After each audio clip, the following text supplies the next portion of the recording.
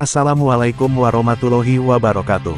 Jekoners, Kerajaan Mataram kuno adalah salah satu kerajaan terbesar era Nusantara yang berdiri sekitar abad 8 dan diperkirakan berpusat di Jawa Tengah. Ahli berpendapat bahwa letak Kerajaan Mataram kuno ada di Medang dan Pohpitu.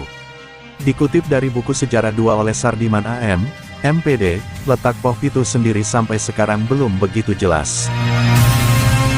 Dalam beberapa catatan sejarah, hanya dijelaskan bahwa letak Mataram dikelilingi gunung, pegunungan dan sungai-sungai. Catatan itu kemudian dipadukan dengan kondisi geografis sekarang yang dulunya adalah wilayah kekuasaan Mataram kuno.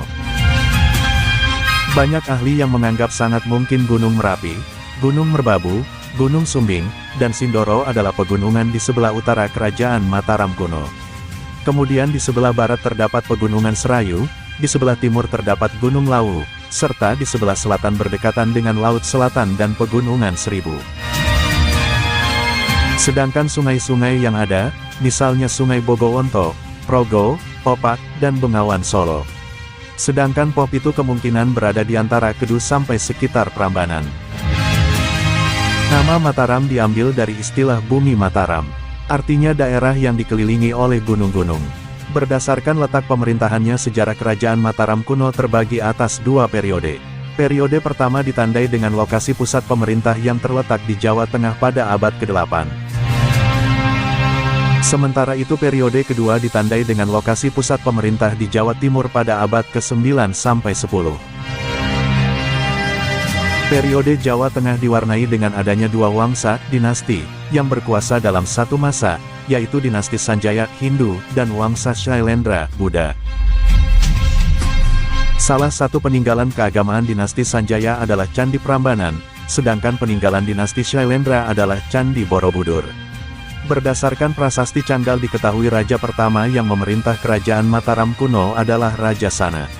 Kemudian Raja Sana digantikan oleh keponakannya yang bernama Sanjaya.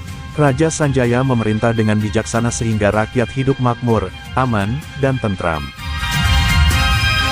Setelah, Kerajaan Mataram kuno diperintahkan oleh Panangkaran dari dinasti Shailendra. Setelah wafatnya Panangkaran, Mataram kuno terpecah menjadi dua, yakni Mataram kuno yang bercorak Hindu dan Buddha.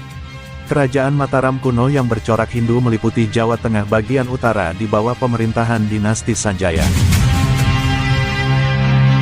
Raja-rajanya, Panunggalan, Warak, Garung, dan Pikatan.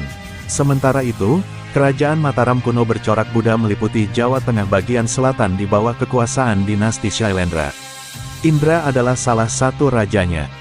Kerajaan yang terpisah itu kembali disatukan melalui perkawinan politik Rakai Pikatan dari dinasti Sanjaya dengan Pramudawardhani dari keluarga Shailendra. Kerajaan Mataram kuno mendapatkan serangan dari Kerajaan Sriwijaya yang dipimpin oleh Balaputra Dewa. Di sisi lain, Gunung Merapi terjadi erupsi yang menyebabkan Empu Sindok memutuskan untuk melakukan perpindahan. Peninggalan Kerajaan Mataram kuno. 1.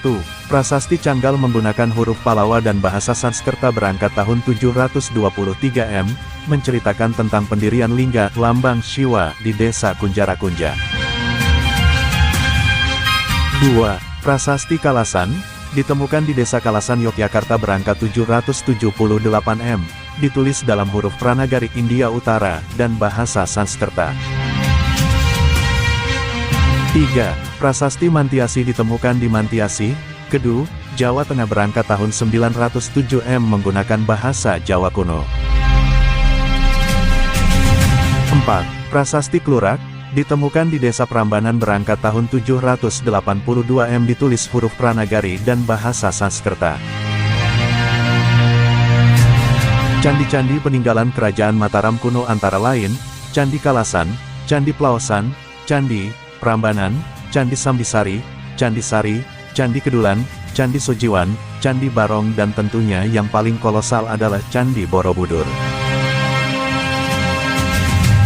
Selain meninggalkan jejak prasasti, Mataram kuno juga meninggalkan beberapa peninggalan kuno berupa tembikar, keramik dan harta karun berupa baskom emas yang baru-baru ini ditemukan di dekat proyek tol Jogja Solo.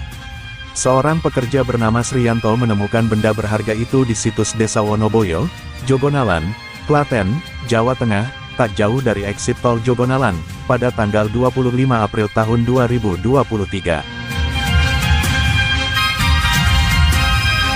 Sebelumnya pada Oktober tahun 1990 Masehi, 100 meter dari lokasi yang sama, ditemukan harta karun, berupa kalung untuk tokoh selevel raja, ratu atau bangsawan sangat tinggi di kerajaan Mataram kuno.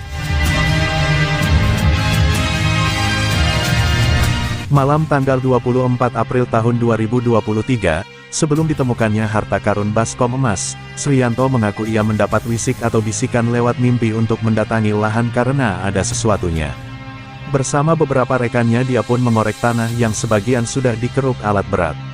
Di situ, dia menemukan guci keramik dan belanga berbahan logam yang sudah keropos.